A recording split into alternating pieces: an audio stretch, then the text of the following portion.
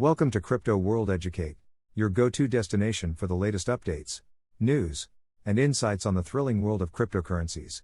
Today, we would like to ask our subscribers if they feel that Pi is accessible to everyone. Who will end up with a substantial amount of Pi? This question has sparked debates among both active Pi supporters and its most outspoken critics. The focus here isn't just about grasping the intricacies of Pi. It's also about whether people are willing to invest their hard-earned money in it. We promise not to inundate you with technical jargon. If you haven't subscribed, kindly do. Smash that like button and leave comments in the box below. Doing this helps us reach a greater number of fellow pioneers. Pi Network revolves around the supply and demand dynamics of Pi, especially after the launch of the open mainnet. However, today we're focusing on a specific aspect. Can you envision the thriving future of the Pi Network? Imagine this. For Pi to flourish, it depends on active trading. But what would happen if Pi was scarce for trading on exchanges?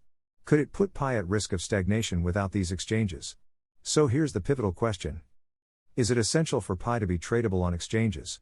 Are you one of those individuals ready to step up and invigorate the Pi market through increased trading activity? Think about it this way. When you have something that everyone desires but the supply is limited, its value skyrockets. It's akin to having 3 chocolate bars, but 10 friends all want them. Suddenly, those chocolate bars become precious commodities. And when you're down to your last chocolate bar, yet demand remains high, that final chocolate bar becomes a treasure. To put it in perspective, consider Bitcoin. It began with a small group of enthusiasts mining it, and now it's worth thousands of dollars per coin. This exemplifies the power of supply and demand in action. Now let's start with an elementary economic principle. When demand outstrips supply, the price of a commodity rises. Think of it as in the previous example. If you possess 3 mangoes and 10 people want to purchase them, the scarcity of mangoes drives up their price. And when you're left with only 1 mango and demand is still high, the price skyrockets further due to the increased rarity of mango. So how does this relate to Pi Network? We'll explore the impact of 2 groups of Pi owners on the market. Group 1 comprises Pi holders with a substantial stash of Pi in their wallets, and they are long-term Pi Network miners. These individuals have been mining Pi for a considerable duration, showcasing their unwavering commitment to the Pi Network's vision. They believe deeply in Pi potential and, as a result, opt to lock a portion of their Pi rather than spend it hastily. Conversely, we have the recruitment champions. These are individuals who have successfully referred numerous people to join the Pi Network. They are prolific recruiters and are strong believers in Pi's prospects. They also understand the importance of not hastily spending all their Pi, choosing instead to use the locking mechanism. Some of them may even reserve a substantial amount of Pi for future utility. These actions contribute significantly to the growth of the Pi Network. These Pi holders, typically with a considerable quantity of Pi, tend to prefer locking it up for 1-3 years with a minimum lockup of 50%. They retain some for immediate use.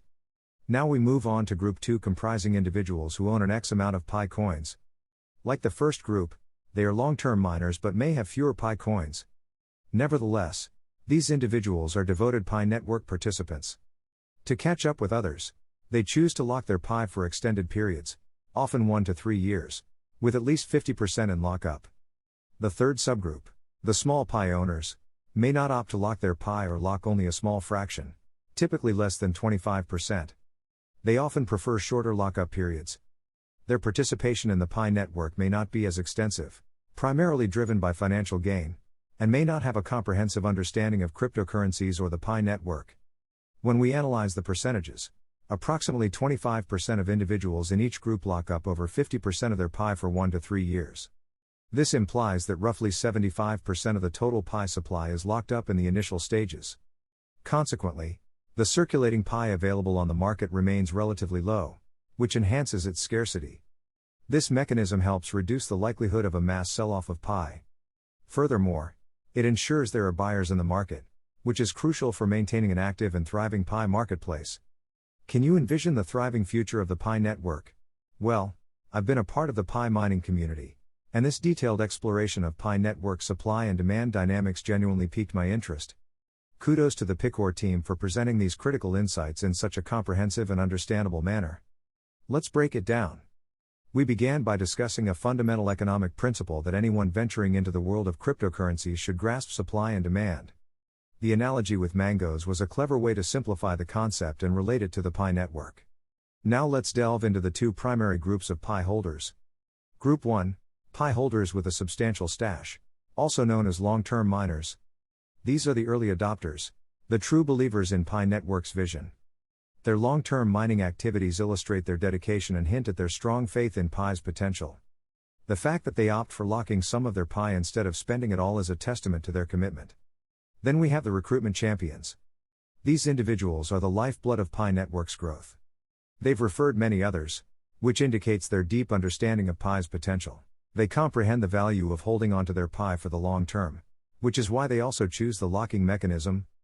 Notably, these Pi holders often opt to lock their Pi for 1 to 3 years with at least 50% lock. This strategic approach ensures they have Pi for future use while also contributing to a stable Pi ecosystem.